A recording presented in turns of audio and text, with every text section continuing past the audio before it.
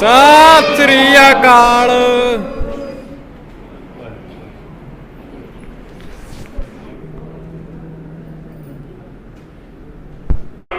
कलयुग के जहाज जुगो जुग अटल सच्चे पातशाह धन धन श्री गुरु ग्रंथ ਸਾਹਿਬ ਮਹਾਰਾਜ जी की पवित्र पावन हाजरी ਦੇ ਵਿੱਚ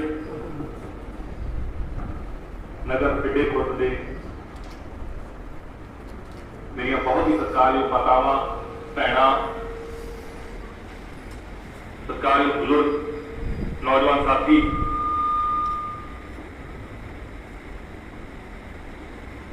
आप सब दे नाल गुरु की बख्शी हुई फतेह सांझ पाउण लगे फतेह दा जवाब फतेह दिओ। वाहिगुरू जी का खालसा वाहिगुरू जी की फतेह। वाहिगुरू जी की फतेह। बलिहारी गुरु अपने जो हारी सदवार जिन मानस से देवते किए कर न लागी बात। ये गुरु की कृपा हुई है तुहाडे राही कि मेरे वर्गे अगले जिन्हों एडा वड्डा पाठ पंजाब के विच मिलिया और अज इत्थे पहुंचने का मकसद जिथे गुरु साहब का शुकराना है उत्थे गुरु की संगत का शुकराना भी है, इस नगर का शुकराना भी है। और ये शुकराना कल्ले मेरे वालों नहीं, मेरे सारे परिवार वालों, मेरे नगर वालों, मेरे हरेक साह दे नाल शुकराना है। मेरे 7 जन्मां तक तुहाडा शुकराना है ते जे 7 जन्म भी शुकराना करदा रहा तां तुहाडा दे नहीं दे सकदा। ऐसा वड्डा तुसीं काम कीता, बहुत वड्डा काम कीता, बहुत वड्डा। और तुसीं तां आपदा काम करता, गुरु ने तुहाडे तो करवा लिया। हुण गुरु अगे अरदास है सच्चा पातशाह हुण वारी साडी है, पंजाब सरकार दी है, आपकी मेहर करो। जिन्ने वादे साडियां मातावां भैणां नाल, बुजुर्गां नाल, नौजवान साथियां नाल, कारोबारियां नाल, किसानां नाल, मजदूरां नाल, दुकानदारां नाल, कारखानेदारां नाल, पंजाबियां नाल जिन्ने वादे सच्चा पातशाह असीं कीते आ सानूं सारे वादे पूरे करन दा बल बुद्ध बख्शी सच्चा पातशाह। ये अरदास करते हैं कहते ना बिरथी ना जाए जान की अरदास। जे तुहाडी पहली अरदास गुरु ने सुन ली है तो गुरु आह अरदास नहीं सुनदा। गुरु बहुत मेहरबान, गुरु बहुत मेहरबान, गुरु बहुत मेहरबान, गुरु बहुत सतਿ ਸ੍ਰੀ ਅਕਾਲ। बहुत मेहरबान है, बहुत मेहरबान है। अज पंजाब सरकार गुरु की मेहर के नाल रोज चंगे फैसले लै रही है और चंगे काम कर रही है। और मैंने ऐसा लगता भी वो चंगे फैसले का असर भी मिल रहा है। पहली बार होया मैंने किसी डॉक्टर ने कहा कोटपुरे कहता भी मैं सारी उम्र प्लाट वेचे ते प्लाट खरीदे है, जमीन वेचियां जमीन खरीदियां, पर आम आदमी पार्टी सरकार बनने तो बाद पहली बार होया भी बिना पैसे लिया तहसीलदार ने रजिस्ट्री कर दी। पै गया मोड़ा फिर है जी, मोड़ा पै गया, मोड़ा पै गया गुरु की कृपा नाल, गुरु की कृपा नाल। ते आ जिहड़े नौजवान है तो पिछले बार भी नाल सी, 17 भी नाल सी, आ बाबू सिंह अगे नौजवान भी नाल सी। ज्यादा जोर तो बुजुर्गों का लग्या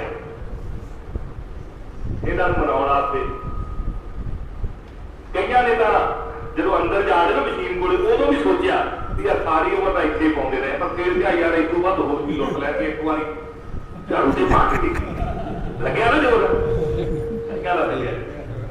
तो धन्यवाद सब तो धन्यवाद मेरी मातावां भैनों का, क्योंकि इन्होंने पहली बार आपकी मर्जी का वोट पाई।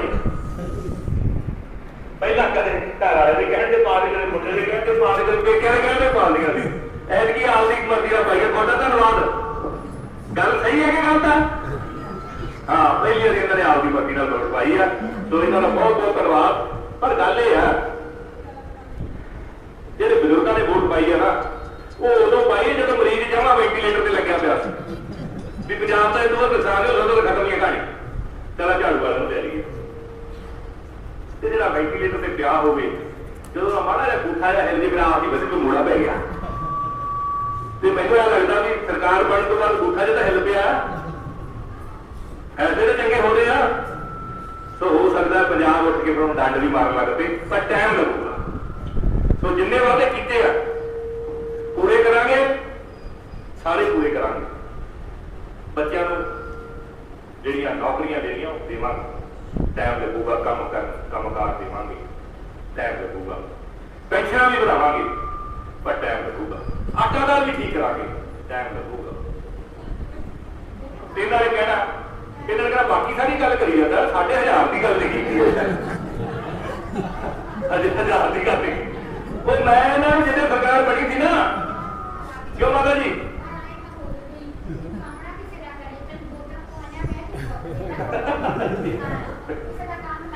नहीं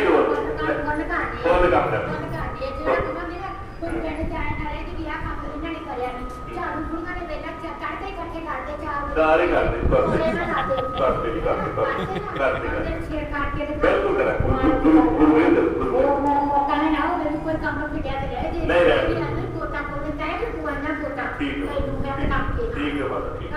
ठीक करांगे। काम हो बिल्कुल ठीक काम कर रहा हूँ। हुण गल इन्नी कर मैं तो क्या पहले भी गई जो ऐसी नहीं, मैं क्या यार जी मातावां भैनों का 1000 तो दे ही दो, हूँ ही दे दो। उन्होंने तो चलो खजाने का दोबारा थले थला ही नहीं, वो बतंदर जाता थला तो लै गया, नाल मेरी कुर्सियां भी लै गया। वो जिथे रहिंदा सी वो मेरी कुर्सियां भी चक के लै गया। तो हम थला लाने से टाइम लगू, जो खजाने से रौनक होगी पहला काम छोटा कर, बाकी सारे कामों से टाइम लगू। पर चिट्टा हुणे बंद करना आप चिट्टा, और ये मदद तुसी करनी है। जेडे लोग चिट्टा बेचते हैं वो पंजाब के दुश्मन है। और मैं उन्हें बेनती करनी चाहना भी ये मत सोचो कि गल्लां तुसी आंढी गुआढ़ियां पिंड च चिट्टा बेचते हैं, कल को तुहाडे घरे भी मर जाना है, तो जिथे चिट्टा गया उत्थे तबाही है। तो वो आप बंद करना है। जो समझाया समझ जाता बहुत चंगी गल है, जो नहीं समझते तो तुम वीडियो वीडियो तो बना ही सकते हो, तो मैं भेज दें। बाकी काम मेरा मैं नहीं किसी दसदा विकी ने बना के भेज, क्योंकि ये काम बहुत जरूरी है और ये साथ की लोड़ है। बाकी अज का जो मेरे आने का मकसद है वो सिर्फ एक है कि बंदा होर कुछ भी हो जाए पर ना शुक्रा नहीं होना चाहिए। मैं तो थोड़ा शुक्रगुजार करना है, थोड़ा धन्यवाद करना है। तो माता जी, भैन जी, बुजुर्गो, नौजवान साथियों, थोड़े सारे का कोटान कोट शुक्र है, गुरु का शुक्र है जिसे थोड़ा शुक्रिया, थोड़ा धन्यवाद, धन्यवाद, धन्यवाद, धन्यवाद, धन्यवाद, धन्यवाद। बाकी गल जेडे हम काम करने आ, सरकार चंडीगढ़ नहीं चलनी, ये बिटिया नहीं चलूगी।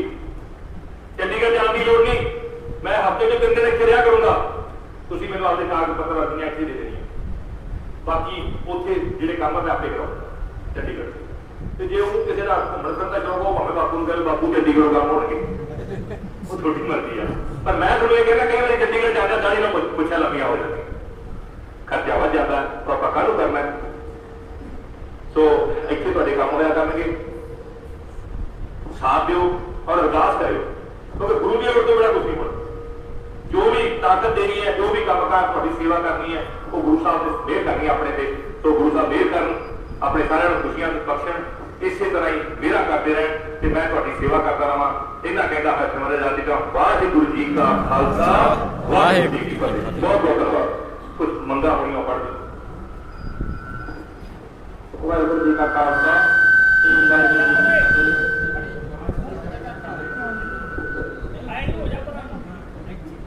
ਸਾਡੇ ਸਤਿਕਾਰਯੋਗ ਵਿਧਾਨ ਸਭਾ ਸਪੀਕਰ ਸਰਦਾਰ ਕੁਲਤਾਰ ਸਿੰਘ ਸੰਧਵਾ ਨੂੰ ਇੱਥੇ ਪਿੰਡ ਕੱਡੇ ਵੱਲੋਂ ਪਹੁੰਚਣ ਦੇ ਅਸੀਂ ਜੀ ਆਇਆ ਆਦੇ ਹਾਂ। ਉਪਰੰਤ ਸਾਡੇ ਪਿੰਡ ਦੀਆਂ ਛੋਟੀਆਂ ਛੋਟੀਆਂ ਸਮੱਸਿਆਵਾਂ ਹੈ ਸਾਡੇ ਵਾਸਤੇ ਬਹੁਤ ਵੱਡੀਆਂ, ਲੇਕਿਨ ਤੁਹਾਡੇ ਵਾਸਤੇ ਬਹੁਤ ਛੋਟੀਆਂ ਛੋਟੀਆਂ।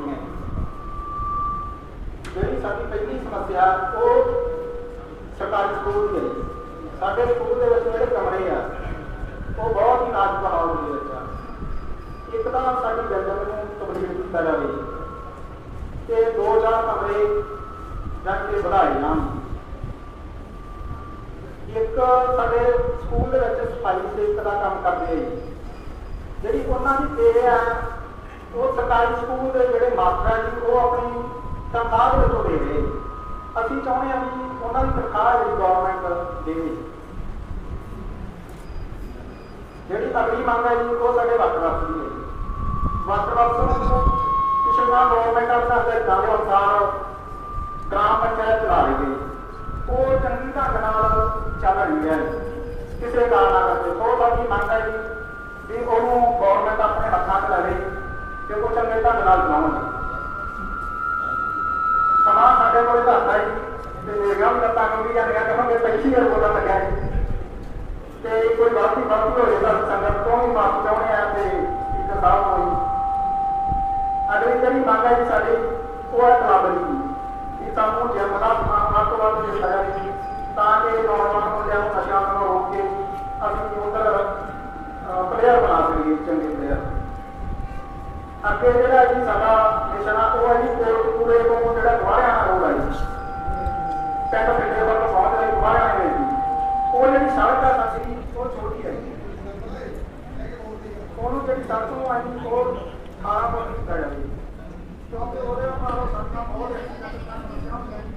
ਬਹੁਤ ਦਿੱਕਤਾਂ ਆ ਰਹੀਆਂ। ਅੱਗੇ ਜਿਹੜੀ ਹੈ ਜੀ ਸਾਡੇ ਪਿੰਡ ਦਾ ਜਿਹੜਾ ਪਿੰਡ ਦੇ ਵਿੱਚ ਸੇਮ ਆਈ ਬਹੁਤ ਜ਼ਿਆਦਾ ਨਹਿਰ ਵਾਲੇ ਪਾਸੇ ਤੋਂ ਜਿਹੜੀਆਂ ਫਸਲਾਂ ਸਾਡੀਆਂ ਉਹ ਖਰਾਬ ਹੋ ਜਾਂਦੀਆਂ ਨੇ। ਉਹਨੂੰ ਸੇਮ ਨੂੰ ਜਿਹੜਾ ਪਿੰਡ ਨੂੰ ਸੇਮ ਦੇ ਵਿੱਚ ਘੋਸ਼ਿਤ ਕਰਕੇ ਤੇ ਸਾਨੂੰ ਜਿਹੜਾ ਬੰਦੇ ਨਾਲ ਗੌਰਮੈਂਟ ਨੂੰ ਸਹੂਲਤਾਂ ਬਹੁਤ ਦਿੱਤੀਆਂ ਜਾਣਗੀਆਂ।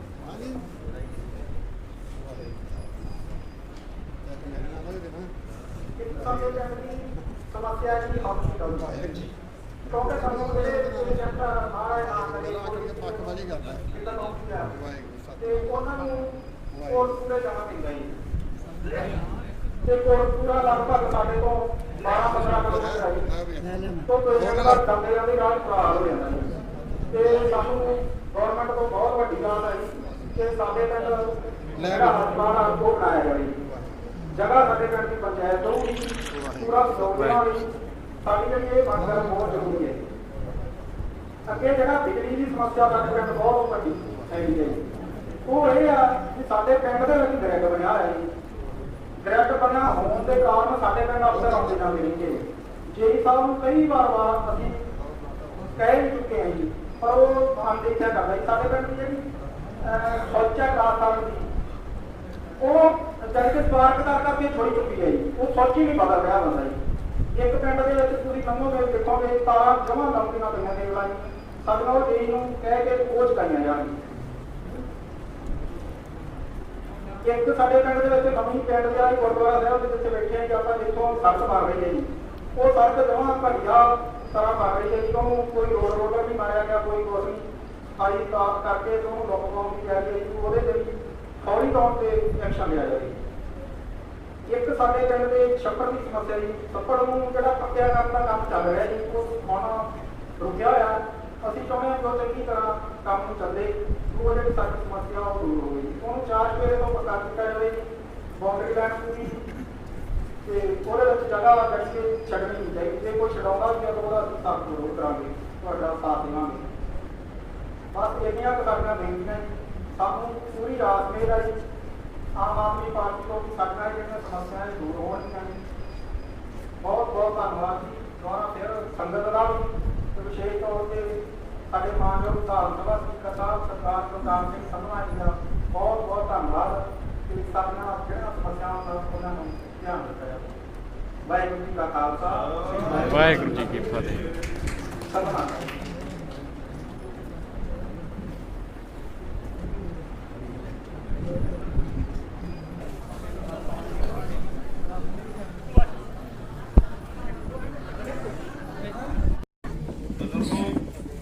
ਸਭ ਤੋਂ ਪਹਿਲਾਂ ਤਾਂ ਵਾਹਿਗੁਰੂ ਜੀ ਕਾ ਖਾਲਸਾ ਵਾਹਿਗੁਰੂ ਜੀ ਕੀ ਫਤਿਹ। ਅੱਜ ਮੇਰਾ ਇੱਥੇ ਆਉਣ ਦਾ ਮਕਸਦ ਤਾਂ ਸਿਰਫ ਇਹੀ ਹੈ ਕਿ ਜਿੱਡਾ ਵੱਡਾ ਤੁਸੀਂ ਕੰਮ ਕੀਤਾ ਓਡਾ ਵੱਡਾ ਕੋਈ ਕਰ ਨਹੀਂ ਸਕਦਾ ਤੇ ਉਹਦਾ ਤੁਹਾਡਾ ਧੰਨਵਾਦ, ਬਹੁਤ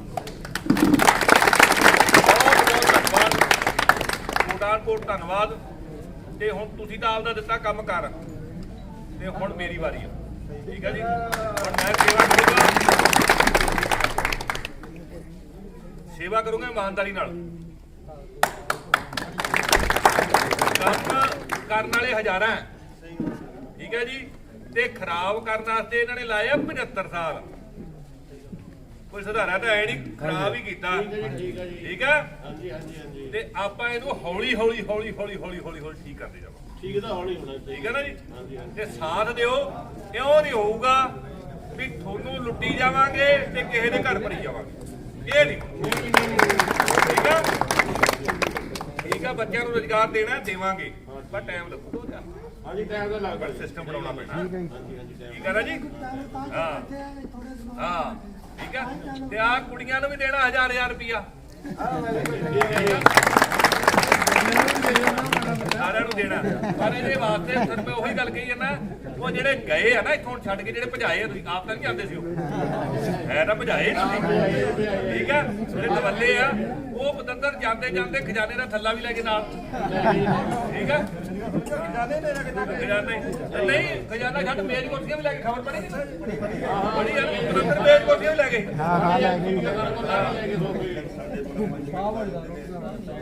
ਮੈਂ ਆ ਜੂਗਾ, ਮੈਂ ਰਹੂੰ ਤੇਰੇ ਕੋਲ, ਗੱਲ ਆ, ਕੋਈ ਚੱਕਰ ਨਹੀਂ, ਠੀਕ ਆ। ਸੋ ਆਪਣਾ ਰਿਸ਼ਤਾ ਵੋਟਾਂ ਦਾ ਨਹੀਂ, ਆਪਣਾ ਦਾ ਦਿਲ ਦਾ ਰਿਸ਼ਤਾ, ਠੀਕ ਆ। ਤੇ ਨਹੀਂ ਤਾਂ ਲੀਡਰ ਵੋਟਾਂ ਵੇਲੇ ਆਉਂਦੇ ਹੁੰਦੇ ਆ, ਵੋਟਾਂ ਤੋਂ ਬਾਅਦ ਤਾਂ ਹਾਂ। ਤੇ ਆਪਾਂ ਤਾਂ ਤੁਹਾਡੇ ਕੋਲੇ ਹੀ ਆ, ਤੁਹਾਡੇ ਜੋਗੇ ਹੀ ਆ। ਇੱਕ ਗੱਲ ਹੋਰ ਆ, ਕੋਈ ਵੀ ਕੰਮ ਤੁਹਾਨੂੰ ਪਵੇ, ਕੋਈ ਵੀ ਫੰਨੇ ਖਾ ਕਵੇ ਵੀ ਇੰਨੇ ਪੈਸੇ ਦੇ ਦਿਓ ਤੇ ਮੈਂ ਕੰਮ ਕਰਾ ਦੂੰ, ਮੈਨੂੰ ਦੱਸਣਾ, ਠੀਕ ਆ। ਜਦੋਂ ਯਾਰ ਵੋਟਾਂ ਪਾਉਣ ਲੱਗੇ ਤੁਸੀਂ ਨਹੀਂ ਪੈਸੇ ਮੰਗੇ ਤੇ ਮੈਂ ਕੰਮ ਕਰਾਉਣ ਲੱਗੇ ਕਿਵੇਂ ਪੈਸੇ ਲੈਣ ਦੂੰ ਕਿਸੇ ਨੂੰ, ਬੇਫਿਕਰ ਰਹੋ, ਤੁਹਾਡੇ ਨਾਲ ਦਿਨ ਰਾਤ, ਤੁਹਾਡੇ ਨਾਲ। ਹਫ਼ਤੇ ਚੋਂ 3 ਦਿਨ ਇੱਥੇ ਰਿਹਾ ਕਰੂ, ਤੁਰਿਆ ਫਿਰਦਾ, ਠੀਕ ਹੈ ਨਾ। ਹਾਂ, ਜਮਾ ਬੇਫਿਕਰ ਹੋ ਜਾਓ, ਚੱਕ ਰਹੇ ਫੱਟੇ।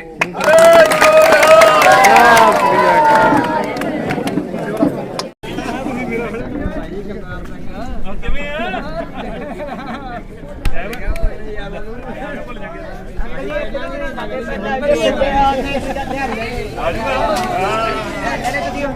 ਆਜੂਗਾ